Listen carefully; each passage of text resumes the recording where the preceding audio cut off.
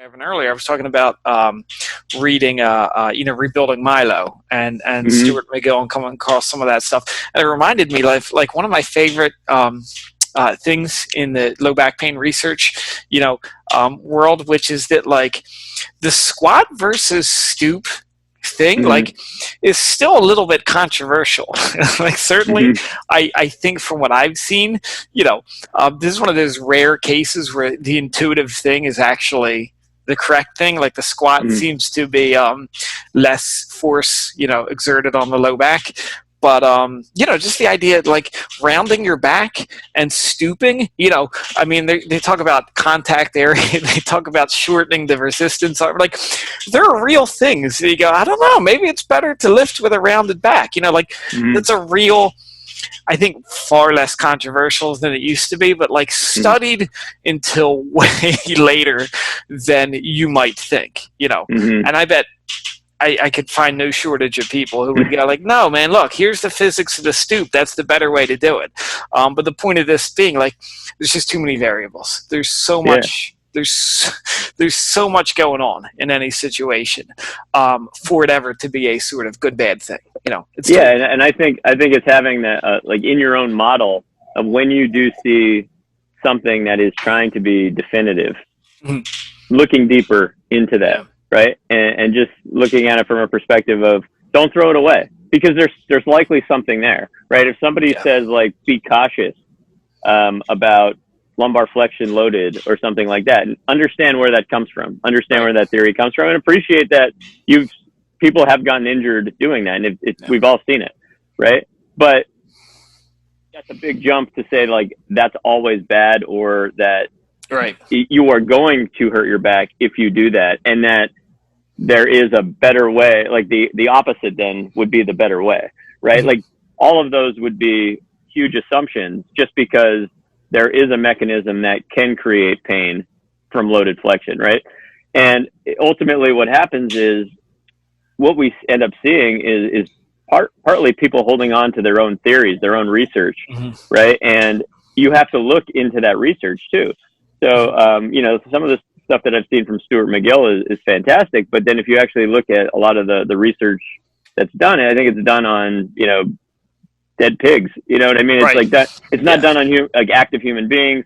And that's oftentimes the criticism that I hear Mhm. against his research. But I'm sure, and I've heard him speak in podcasts, like he's much more than his research, right? Like when you hear him talk, like he's very nuanced in how he describes the spine, and then you start realizing that maybe the population that he's talking about is different than the general population, right? It might be the power lifter that is the best in the world, and you're actually seeing images of their spines fracturing, Mhm. and there is a more specific process for healing in those people because they actually have to fracture their spines to get their spines to grow stronger to be able to tolerate all of the load they do. Right. But that's not necessarily a relevant conversation for the average person. Right. So we just have to understand where like everything is coming from. Mhm. But when there's a definitive claim being made, I think you always look at that with skepticism, right? Yeah. It makes sense to do that because you have to put all the variables of who the person is in front of you, Mhm. and then to kind of go into, okay, now you got a person in front of you in the clinic. You have all of these relationships in your head of what Right. you want to see out of Yeah. movement that you're trying to get someone to do, and then you see how somebody's pattern is, Mhm. right? Yeah. Now, when I look at what somebody's initial pattern is, if it's way off of like if I have a standard for what I want to see a hip hinge to be, Mhm. and it's way off of that, looking at it more as not that they're going to hurt themselves, but they can't move in the way that I Right. just asked them to move. They Yeah. they don't have an awareness of what I asked them to do, Mhm. right? Like so now I want to get them to be able to do at least what I'm asking them to do, just because I'm giving them more movement options, Yeah. right? And those movement options then have them not do the same thing over and over again. So every time they would bend down, they have this one way of doing it. Well, now Mhm. I've given them another way of doing it, and maybe that other way of doing it carries over to some other activities that it's maybe a little bit more transferable. But Mhm. like it's ultimately an assessment of what someone can and can't do, And Right. when you're starting with a certain standard of technique and form, but if they veer from that, they're not going to explode. So Right. you don't stop the process and say, whoa, that's dangerous, Yeah. because then they'll never get better at it. They won't be Right. able to do enough reps Mhm. to actually get better at it. Yeah, absolutely. And I love that language. I love that verbiage. I started using that in my practice, borrowing, from concepts from Ben Cormack, Mm-hmm. where, he kind of inspired me that um, what we're going for is movement freedom. Like I'm essentially assessing how much freedom you have. I remember I heard him talk, and he talked about how people with low back pain, we find that they lose movement variability. Right? I take 20 Mm-hmm. people who've never squatted before, 10 with pain, 10 without pain. The people with pain, they're going to do the same squat every time. Right? Like we're losing that variability. The people Mm-hmm. without pain, like I don't know what the hell they're going to do, but they've Mm-hmm. got that movement freedom. And I love that, that concept that here's what we're doing in our care plan. I'm going to look at what you can do. Like you said, I'm going to actually abide by what you can't do and work with that. And then, man, we're just gonna blow up your movement freedom, and we're just going to give Yeah. you all those, as many choices as you can get access to. Yeah, and I think movement variability is one of the most important concepts, but I think it's a very broad term, and there's several ways to look at it. And I did speak pretty extensively in the book that I wrote about it, but defined it in like two different ways, because I've seen it in the research be defined more as like snowflakes. There's no two are alike, so no two reps will ever be the same no matter what. And but then there's the idea of moving in more varied ways throughout the course of your lifetime, right? Which Right. would be, if you think about that in a very practical sense, if you have more options for movement, then you have less likelihood of overuse, because you'll be able to basically vary the load, but still keep yourself active, Mm-hmm. right?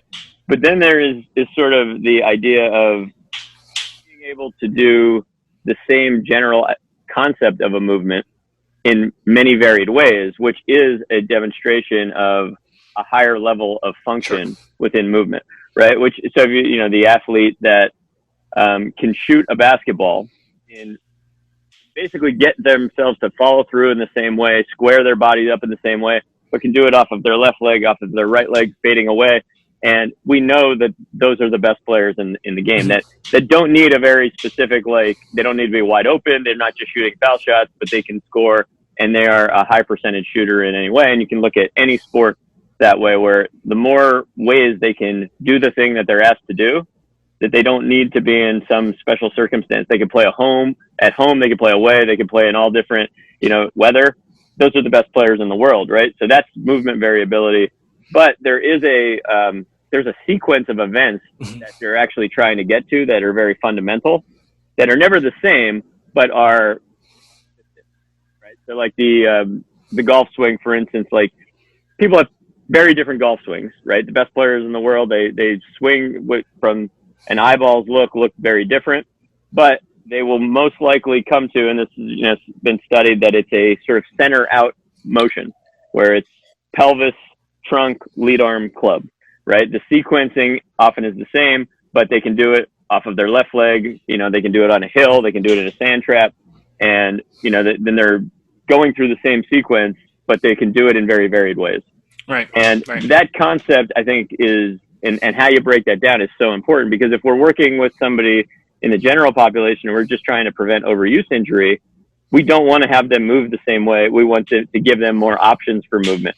Mm-hmm. And ultimately, this is where fitness and conditioning comes in, where we have to have them explain like what their goals are. If they want to come in and get more fit, they want to lose weight, and they want to actually be able to tolerate more exercise, we can explain to them that our goal for you is to be able to do more things that you can turn into the things that you want to use to lose weight and burn calories. We don't want to just have you run better. If the idea is not to be, a high level runner, but just to kind of be fit, then our goal is we want to get you strong. We want to get you agile. We want to have you move faster, because now you'll have more things to choose from to get you to be active, and you won't be as likely to overuse your body from doing the same patterns. So that promotes movement variability. If you have an athlete, though, you're promoting movement variability by being able to have them be in different environments and still be good at what they do.